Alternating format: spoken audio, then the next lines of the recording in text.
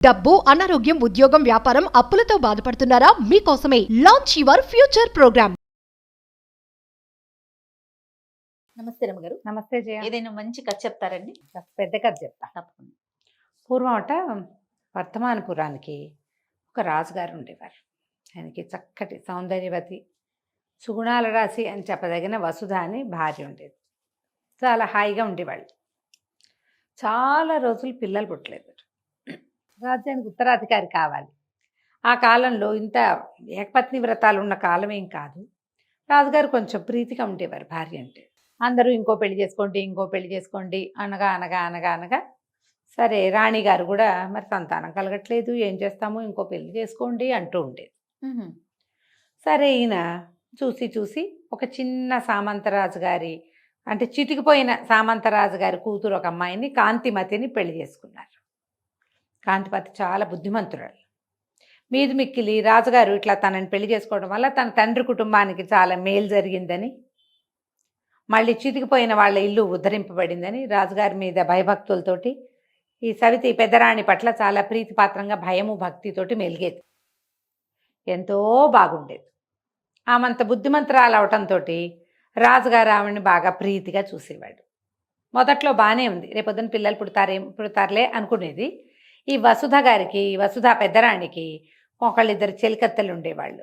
అబ్బాయి ఏం ముద్దు సాగుతోందమ్మా, చిన్న రాజ్యం నుంచి వచ్చినా కూడా చిన్న కుటుంబం వీళ్ళది, అయినా కూడా భలే సాగుతోంది అలా అనేవాళ్ళు. ఈవిడికి మెల్లిగా దీనికి సాగుతోంది అనిపించడం మొదలుపెట్టింది. ఊళ్ళో వాళ్ళు కూడా ఈ బుద్ధిమంతురాలైన చిన్న రాణిని బహుముచ్చటగా చూసేవాళ్ళు. ఈవిడికి ఇంకా మండేది, ఏమిటి దీని గొప్ప, ధ్యాన పట్టపురాణే అలా అనిపించేది. ఈ చెలికత్తలు అనేవాళ్ళు, అబ్బో రేపొద్దున ఏ నెలలో తప్పి ఈవిడికి పిల్లలు పుడితే ఈవిడిని అసలు నేల మీద పట్టుకోగలవా అనేవాళ్ళు. ఆవిడ నేల మీదే ఉండేది, వీళ్ళు అనేవాళ్ళు అట్లా. ఊరికే పెద్దరాణి గారిని ఉబ్బేయటము ఇలా మాట్లాడతారు కొంతమంది, అనవసరమైన మాటలు. ఈవిడికి చిన్నరాణి గర్భవతి అయిపోతుందేమో, దానికి పెళ్లి చేసింది ఎందుకు, ఎవరో ఇంకో రాణి వస్తే ఆమెకు పిల్లలు పుడితే ఈ రాజ్యానికి ఉత్తరాధికారిని. క్రమంగా ఈవిడికి ఎట్లా అయింది, ఈ చిన్నరాణికి పిల్లలు పుట్టకూడదు అనిపించడం మొదలుపెట్టింది. ఒక 3-4 ఏళ్ళకి ఆ అమ్మాయి కాస్త గర్భవతి అయింది. ఈవిడికి 10 ఏళ్ళైనా లేదు. 2వ ఏడు 3వ ఏడు 4 ఏళ్ళు కూడా కాల, 2 నిండింది అంతే. నెల తప్పేసరికల్లా ఈవిడికి భయం పట్టుకుంది. ఎలాగైనా ఆ కడుపు పోగొట్టడానికి విశ్వ ప్రయత్నం చేసింది. ఎప్పుడు అది ఎందుకో వర్కౌట్ కాల, పాపం చేయలేకపోయింది. ఏదో ట్రై చేసేది, కుదిరేది కాదు. సరే ఈ చిన్నరాణి భయభక్తులతో ఉండేదిగా పెద్దరాణి పట్ల. అక్క నుంచోమంటే నుంచునేది, కూర్చోమంటే కూర్చునేది. ఈవిడేం చేసింది, నీకు సులువుగా పురుడయ్యే మార్గం నేను చెప్తా, మా పుట్టింట్లో అంతా ఇదే చేసేవాళ్ళు అని చెప్పి తన మందిరంలో ఒక పెద్ద నిచ్చెనేయించి కళ్ళకు గంతలు కట్టించి చిన్నరాణికి ఎక్కి దిగు, ఎక్కాలి దిగాలి, ఎక్కి దిగితే సులువుగా పురుడు వచ్చేస్తుంది. ఈ అమ్మాయి ఆవిడ ఏం చెప్తే అది చేస్తుంది. ఈ నిచ్చెన ఎక్కటం దిగటం మొదలుపెట్టింది, ఎక్కుతోంది. అయితే ఈవిడేం చేసింది, ముందే ఈ దాది వెంకమ్మ కాదు, ముందు మంత్రసానికి చెప్పింది, యువరాణికి చిన్నరాణి గారికి ఏ పిల్ల పుట్టినా సరే పిల్లని బయట పారేస్తాం, చిన్నరాణికి కప్పలు పుట్టాయని చూపించాలి మనం, నువ్వు కాసిన కప్పలు తీసుకురా అని చెప్పింది. ఆ మంత్రసాని ఈ రాణిగారి పెద్దరాణి గారి పుట్టిన ఊరిదే. ఈవిడ మాటే దానికి వేదం. ఆ మాత్రం ఒళ్ళుమంట ఎవరికైనా ఉంటుంది. అదేం పనమ్మా, కావాలని పెళ్లి చేసుకున్నావు, ఈ పిల్ల పుట్టబోయే పిల్ల మన రాజ్యానికి ఉత్తరాధికారి, అలాంటి మాటలు చెప్పల. కొన్ని చెప్పవు, కొన్ని ఘటాలు అట్లా ఉంటాయి.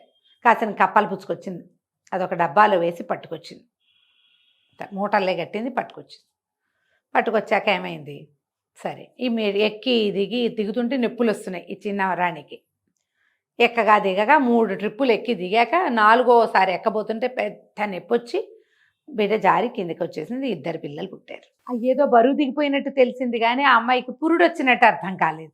ఎక్కుతోంది, ఆ ఎక్కే కష్టంలో ఈ జారిన కష్టం ఆవిడకి తెలియలే. ఈ మంత్రసాని టక్కిన పిల్లలిద్దరినీ పట్టుకుంది, అయిపోయిందని బొడ్డు కోసేసింది. 2 ఆడపిల్ల ఒకటి, మగపిల్లాడు ఒకడు. మరుక్షణం చెలికత్తెలు దింపేశారు చిన్నరాణిని.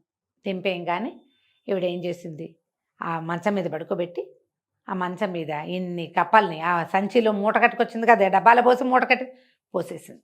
తర్వాత వీళ్ళకి ఒక ముసలి దాది ఒకటి ఉంది ఈ అంతఃపురంలో. దాని పేరు వెంకప్ప. ఆ వెంకప్పకిచ్చి ఈ పిల్లలిద్దరిని పాతి పెట్టేయమని పంపించారు. వెంకప్ప పిల్లలిద్దరిని మోసుకెళ్ళిపోయింది. ఇది సరిగ్గా చీకటిగా కను చీకటి పడుతున్న సమయంలో జరిగింది.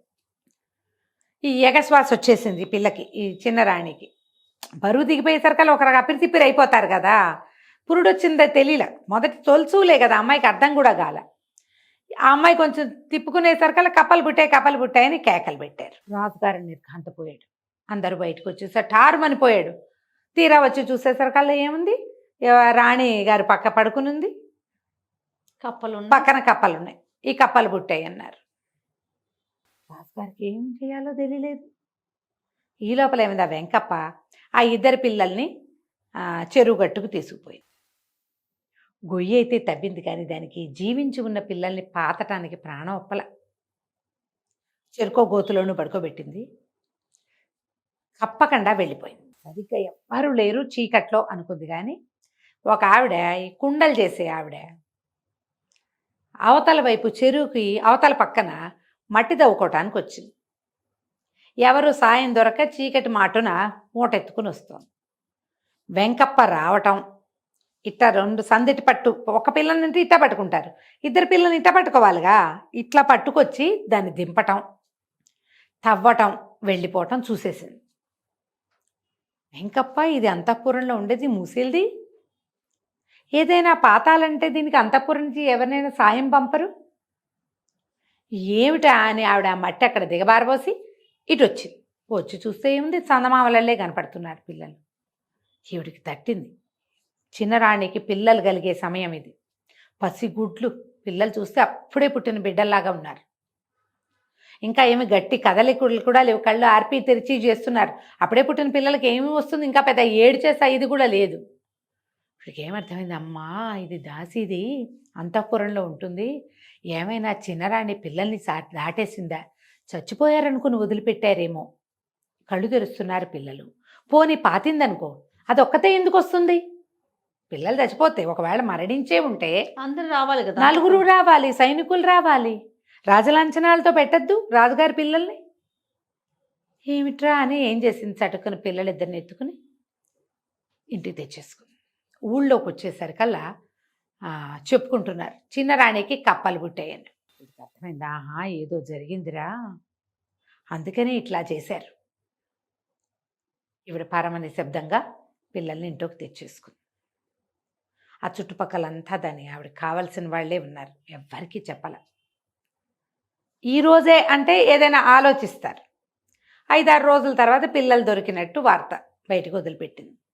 మరి ఇప్పుడు అందిస్తే ఏం చేస్తారో వాళ్ళు, కనీసం బతికుంటారు కదా.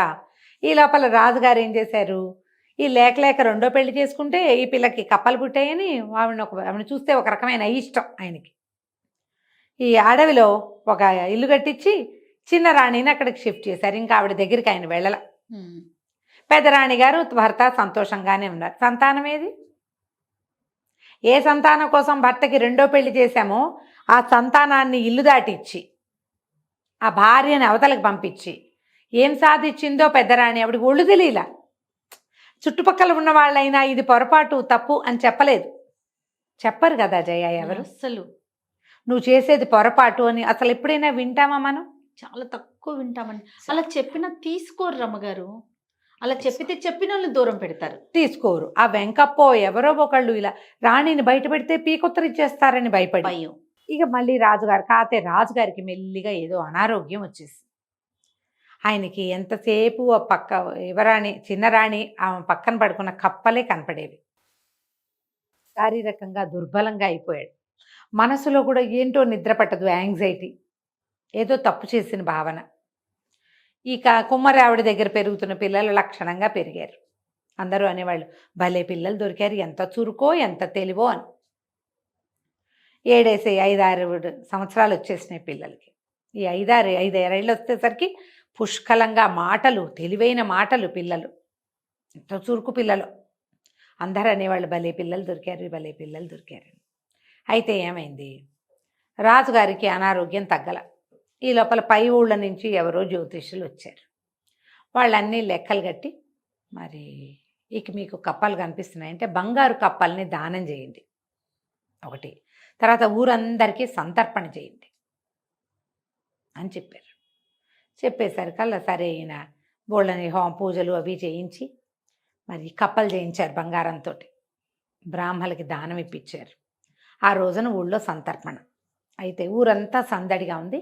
ఈ కుమారావిడ దగ్గర ఉన్న పిల్లలు మామ ఏంటే ఊరంతా సందడి, ఎందుకే ఇంత గోల్ చేస్తున్నారు, ఏంటే ఊరంతా తాషా మార్పాలు మోగుతున్నాయి ఎందుకే అని మా అమ్మని అడుగుతున్నారు. ఆవిడ కొంచెం పెద్దది కదా. అడిగితే ఏమంది, రాజుగారు భోజనాలు పెడుతున్నారు అంటే మనమో వెళ్దామా భోజనానికి, ఏం పెడతారు అని అడిగారు పిల్లలు.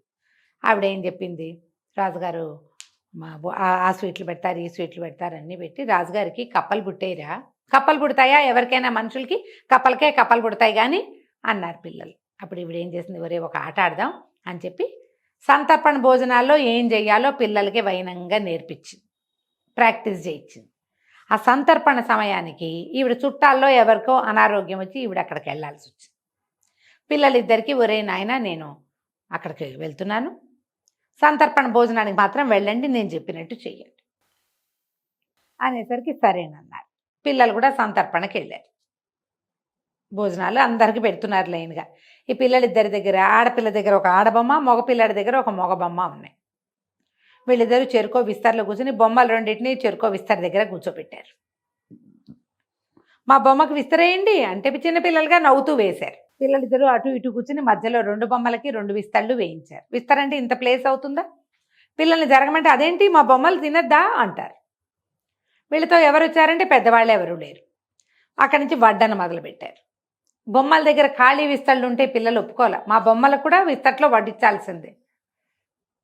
అయితే ఇంతలో ఏమైంది, భోజనాలు జరుగుతున్నాయి, సంతర్పణ అవుతోంది. రాజుగారు సంతర్పణని పర్యవేక్షణ చేస్తున్నాడు. అటు ఇటు తిరుగుతూ ఇటువైపు వచ్చాడు. ఈ లోపల అక్కడికి వచ్చిన వాళ్ళు ఎవరు, బొమ్మలు ఏం తింటాయా అదా ఇదని కేకలేస్తున్నారు. ఎందుకు తినవు, తింటాయి మా బొమ్మలు, లడ్డు పెట్టండి, మా బొమ్మలు పులిహార పెట్టండి, చేగోడీలు పెట్టండి, చక్కెలాలు పెట్టండి అని పిల్లలు కోవాలి. ఈ పిల్లల గొంతులు కొంచెం కీచుమంటాయి కదా చిన్న పిల్లలవి, ఇద్దరు గొంతులు పెంచుకుని అరుస్తున్నారు. ఈ మాట్లాడే వాళ్ళ మాటలు సందట్లో ఏమిటి అని రాజుగారు ఆరాధీయటానికి వచ్చాడు. వచ్చేసరికల్లా ఆయన నవ్వుతూ పిల్లల్ని చూసరికి ఆయనకు ముద్దొచ్చింది. చక్కగా ఉన్నారు చిలకలల్లే. నాయన బొమ్మలు అన్నాలు తింటాయా అంటే, ఎందుకు తినవండి, చక్కగా తింటాయి, మా బొమ్మలు ఎప్పుడూ అన్నం తింటూనే ఉన్నాయి, పెట్టించండి అంటే, బొమ్మలు అన్నం తినవు నాయన, ఎందుకు తినవండి, మనుషులకు కప్పలు పుట్టట్లా, మనుషులకు కప్పలు ఎట్లా పుడతారో బొమ్మలు అన్నాలు అట్లాగే తింటాయి అనగానే రాజుగారికి మెరుపు కొట్టినట్టు అయిపోయింది. నిజం, మనుషుల కప్పలు ఎట్లా పుడతాయి అంటే పసిపిల్లలు చెప్పే వరకు కూడా ఆయనకు ఆలోచన రాలా. ఇక నిర్ఘాంతపోయాడు. నిజమే ఆ మాట. నాయన ఎవరు మీరు ఏమిటి అని అడిగితే మేము కుమారావిడ పిల్లలం అన్నారు. ఉసూరు అనిపించింది. 5-6 ఏళ్ల క్రితం రాణి నీ కప్పలు పుట్టాయినే కదా, తీసుకెళ్ళి అక్కడెక్కడో పెట్టాం. ఈయన ఈ భోజనాలు హడావిడ వదిలిపెట్టి పరిగెత్తుకుంటూ రాణిని తెచ్చుకున్నాడు. చిన్న రాణిని. ఆవిడకి ఆ రోజు ఏం జరిగిందో చెప్పే అవకాశం కూడా ఇవ్వలేదు. ఈ పిల్లలు ఎవరి దగ్గర ఉన్నారో ఆవిడని, ఎవరి పిల్లలో ఆవిడని పిలవండి అన్నాడు. కుమ్మరావిడ వచ్చింది. కుమ్మరావిడిని అడిగాడు, మీ పిల్లలు ఇంత తెలివిగా ఉన్నారంటే, ఎందుకుంటారు మహాప్రభు, రాచబిడ్డలు, వెంకప్ప పాతి పెడుతుంటే తీసుకున్నాను నేను. మా కుమ్మరి వాళ్ళ పిల్లలకైతే ఇన్ని తెలివితేటలు మట్టి తొక్కే తెలివితేటలే ఉంటాయి. లోకజ్ఞానం రాచపుటకి సహజంగా ఉంటుంది, మీకు లోపించింది కానీ మీ బిడ్డల్లో లోపించలేదు. అది ఆ రోజు రాత్రి వెంకప్ప ఇక్కడ పాతి పెడుతుంటేనే నేను తీసుకున్నాను, మీరు వెంకప్పని పట్టుకోండి. వెంకప్పని పిలిచారు. ఆవిడ లబోదిబోమని ఏడ్చింది. మంత్రసాని రాణిగారు అప్పచెప్పారు. మంత్రసానిని పట్టుకున్నారు. రాణిగారికి కవల పిల్లలు పుట్టారు, ఒక ఆడపిల్ల ఒక మగ పిల్లవాడు. నిచ్చెన మీద నుంచి జారుతుంటే పట్టుకున్నాను అని చెప్పి, పురుడు నిచ్చెన మీద ఎందుకు అయ్యింది అని అడిగాడు రాజు. అడిగితే నిచ్చెన ఎక్కిచ్చారు. నిండు గర్భిణిని నిచ్చెనెక్కితేనే పురుడు సులువు అవుతుందని నమ్మించి, నీ మాట నమ్మితే ఆ నిచ్చెన ఎక్కించి ఆమె ఒక బిడ్డనైనా దక్కనివ్వలేదుగా. అంతే. ఇహ చిన్న రాణిని అక్కడి నుంచి తెచ్చి పెద్ద రాణిని అక్కడ పంపించారు. ఈ పిల్లలిద్దరిని ఇంట్లో పెట్టుకున్నారు. తన పిల్లల్ని రక్షించినందుకు కుమారావిడ శాశ్వతంగా ఆవిడ మరణం వరకు రాజకుటుంబంతో పాటే ఉంది. ఆలోచించరు మనుషులు. ఉమ్. ముందే ఎందుకు మెరుపు కొట్టలేదు ఆయనకి? ఉమ్. ఇలా ఎలా జరిగింది? అసలు పురుడు ఎట్లా వచ్చిందో కూడా కనుక్కోలేదు. ఆ. చిన్న రాణికి ఆసరా లేదు కాబట్టి పెద్ద రాణిదే రాజ్యం. కథ కంచికి మనం ఇంటికి. బాగుంది రమ్మగారు. నమస్తే. నమస్తే జయ.